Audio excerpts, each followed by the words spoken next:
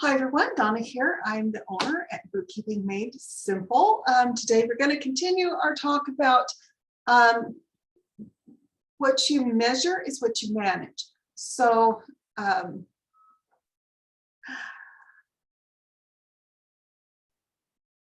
we talked about over the past couple of days figuring out where you are to start with and how that's kind of the first step in this process of measuring. It's always a good idea to know where you are to begin with. It's a good idea to know kind of what your starting point is so that then you can measure what your progress is.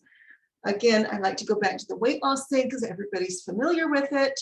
The idea of being that if you know how much you weigh to start at the beginning of your weight loss journey, then you can set benchmarks for yourself. Some of the ones that I have set for myself over the years is, if I work out every day for a week, then I try to do it not food related. So if I work out every day for a week, then I get to go do something fun, or I get to buy a new shirt. If I lose 10 pounds, I get to go buy a new shirt. If I lose 20 pounds, I get to buy a new bikini. I try to tie things to things that I really enjoy doing. So that's not food, because I'm trying to create a better relationship with food.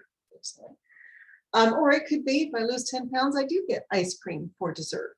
Whatever it is that works for you, that's a motivation. So the same thing with your business. You want to figure out where you are in your business right now. And then we can talk, you work with your accountant, it's usually, hopefully it would be us. And you talk about where do you want to be? Where do you want to be in 5 years? Where do you want to be in 20 years? What's your exit plan? Do you have one?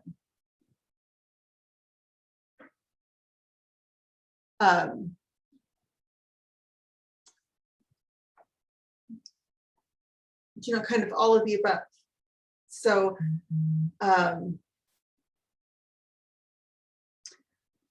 when we've started talking about maybe, I'll kind of use myself. I'll use a friend of mine as an example. She has a little retail business. She doesn't want to be in retail forever. I'm going to move this camera. Sorry, you guys. Always seems to be something with the cameras. She doesn't want to be in retail forever, or maybe she started a service business. She doesn't want to do this forever. She doesn't want to be, I personally joke and say, yeah, I'll be working up to midnight or up to lunch on the day of my funeral, because I enjoy what I do. But nobody really wants to do that. They want to have time in their golden years to go enjoy life. They want to spend time with grandchildren. They want to spend time with doing things that maybe they didn't have during the prime years of their career. So there's, and eventually over time, unless you're a politician, evidently, you just don't want to work anymore, okay? Or maybe you do. It's something that's very, very personal, but you want to have an exit plan. Is this something that you want to hand down to your children? Do you want to hand your business down to your children? That's an exit plan. If you want to work till the day you die, but you want your business to go on to your kids, that's an exit plan. It doesn't mean that you have to sell at some point. Selling could be an exit plan. Shutting it down could be an exit plan. Leaving it to your heirs is an exit plan. You need to decide what it is that you want to do. And then we can start talking about what are the benchmarks that we're looking for. First of all, we want to know where you're at. And the second is we want to know where you're going. If you're looking to sell, at what point is it, do you want to sell? If you're looking to leave it to your kids, what does it have, what does that look like to you? To me, it would be that things kind of roll on their own, that I have fantastic staff, I have solid processes and procedures, and that my kids do not have to be accountants. They basically get to take over the family business, and they don't have to do that much with it. I also don't want to necessarily run the whole business, because right now I am the chief cook and bottle washer, so to speak. I've approached my businesses the way I've approached my childbearing years, which is that my goal is to work myself out of a job every time. Okay, so No, and I mean that. My kids are out of the house. I really don't have a lot. I'm less their mother now and more an advisor. I'm not, I'm not the same mom to them now that they're young adults as I was when they were little kids. And so I've worked myself out of the job. They're powerful, independent people. And while they hopefully they need me emotionally, they don't need me like they did when they were young. I always feel like I'm walking a fine line here because my parenting philosophy is different from other people's, and that's fine.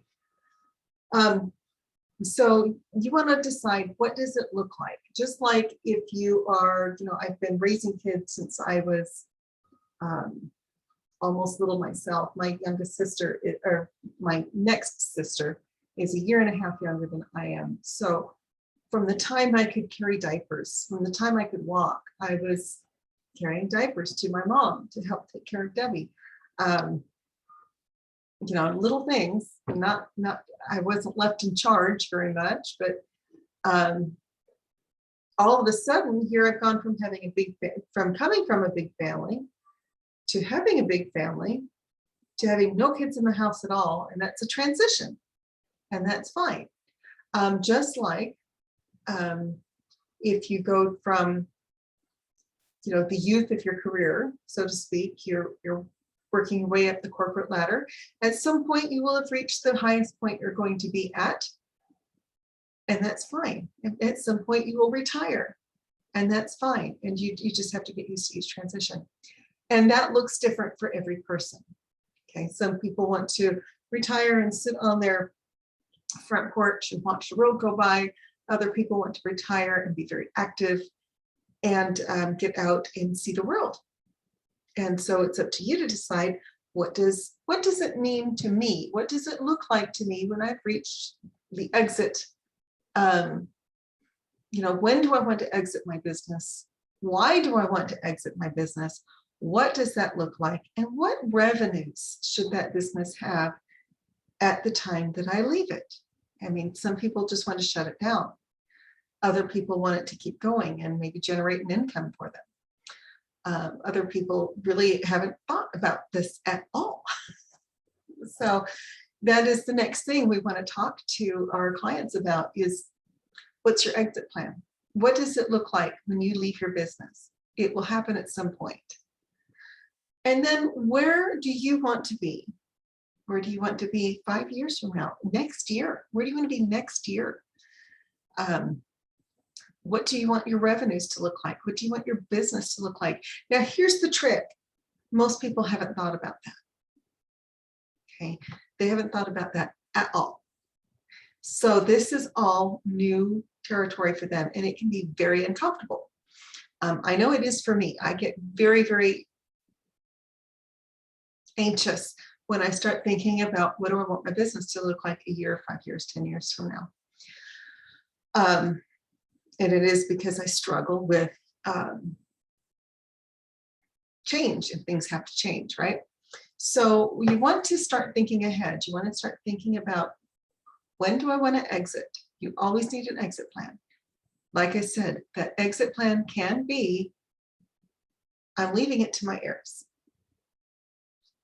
It can be, I want to shut it down. It can be, I want to sell and do something else. But you have to have a plan, and you have to have a deadline. So, if you want to leave it to your heirs, well, then by the time you're 65, maybe 70, you have to have a plan to get out and transition everybody to a different role. You have to do some succession planning. In other words, if you get out of your business today,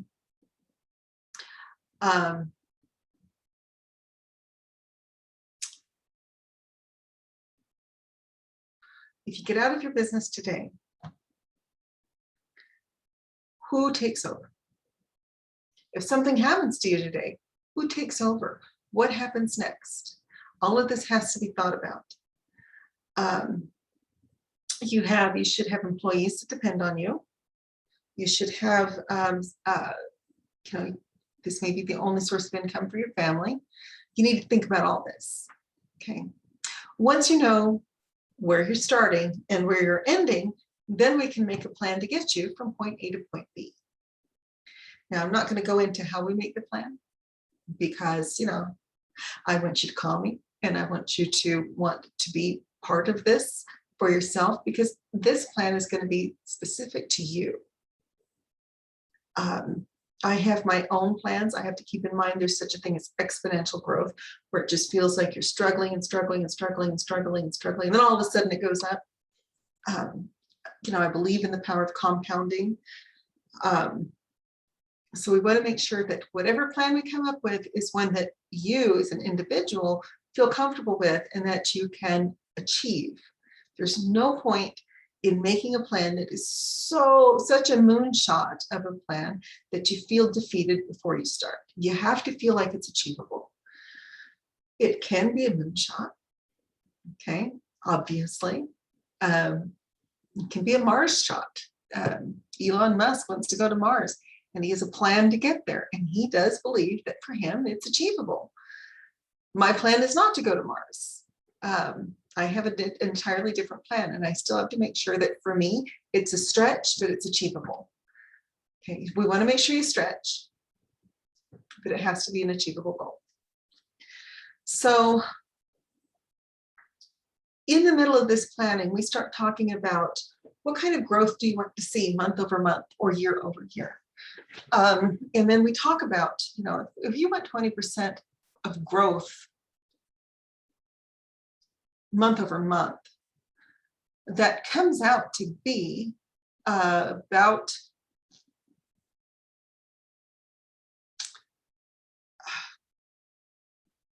over 200% a year. Okay. So if it was 10% per month, it would be 240% over the course of a year. If you just want to grow 20% a month, you will grow 240% a year. Only it's more than that because you're growing on the 20% that you grew. Okay? So month one is not going to be, it's going to be 20% of your starting point. Month two is going to be 20% of your starting point plus the 20% you grew. So it's going to be more than that. Okay. Again, that's the power of compounding. So you're going to have some compounded growth. You're going to have a plan on when do I hire new people? What, when the business is at maturity, what roles do I need to have in place? There's a lot to think about, and we want to walk you through the whole thing. If your goal is to have an initial public offering on the stock market, an IPO, then we need to know that, because one of the things that we will want to do is have a plan for you to start working with a CPA so that you can get ready for your IPO. When do you want to do that? What does that look like? Most of the failed IPOs I've seen, WeWork really comes to mind, and Wirecard, failed because there was no planning for this in the beginning stages. When they were first starting to talk about it, they just kind of went for it. And then we found out that Ernst & Young didn't even look at the source documents for Wirecard. And so Wirecard should have failed about 5 audits. Okay, so you want to make sure your books are clean. You want to make sure that everything looks good. And you want to make sure you understand the things that we talk about in the reports. Next week, I'm going to talk more about reports and about what they tell you. This is something I go over with all of my clients frequently to make sure that they understand what they mean.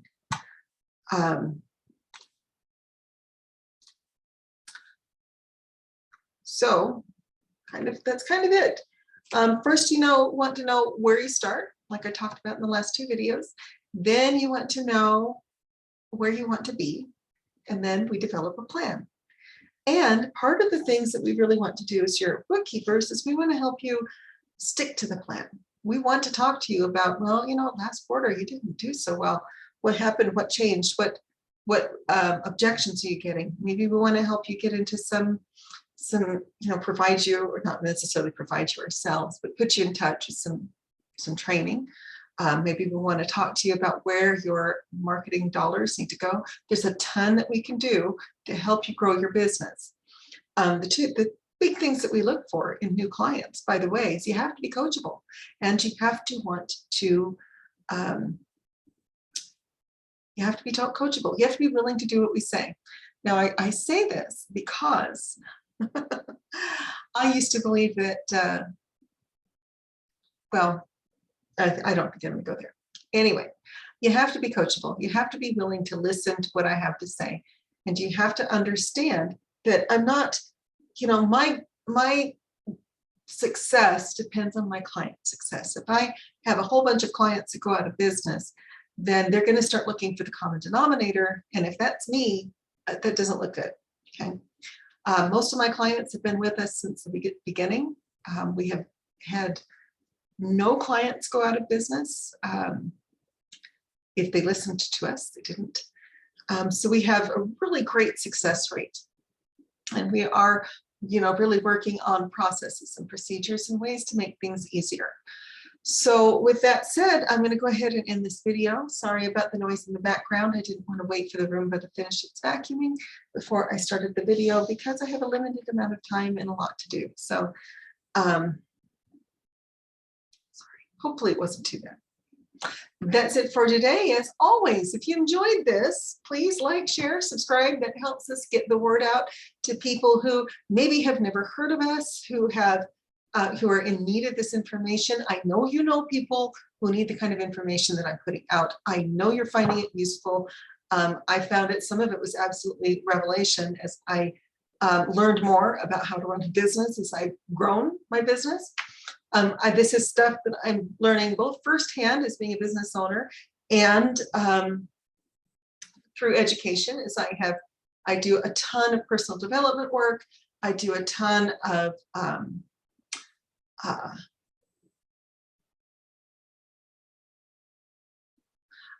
personal development work, and I do a ton of business development work.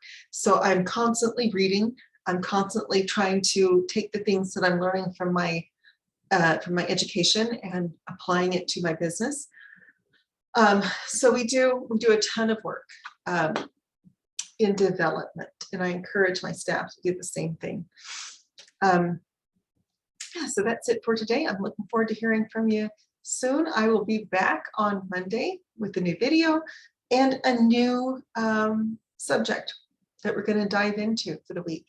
So thanks very much. Like I said, if you enjoy this, if you feel like there was any value here, please like, share, and subscribe so other people can find these videos. Also, in the description below, I will put the link. Please give us a 5-star rating on Google. I say 5 stars because if you think it's a 1-star video, well, then you probably clicked out of it ages ago. If you think it's a 3-star, yeah, it's kind of wimpy, don't you think? You should like it. You should really like it. So give us a 5-star review. Or you can give us a 5-star review on Facebook, where you probably saw this. This is always shared from my business page. But those 5-star reviews help us a ton. So, and I will look forward to hearing from you and talking to you soon. Thanks.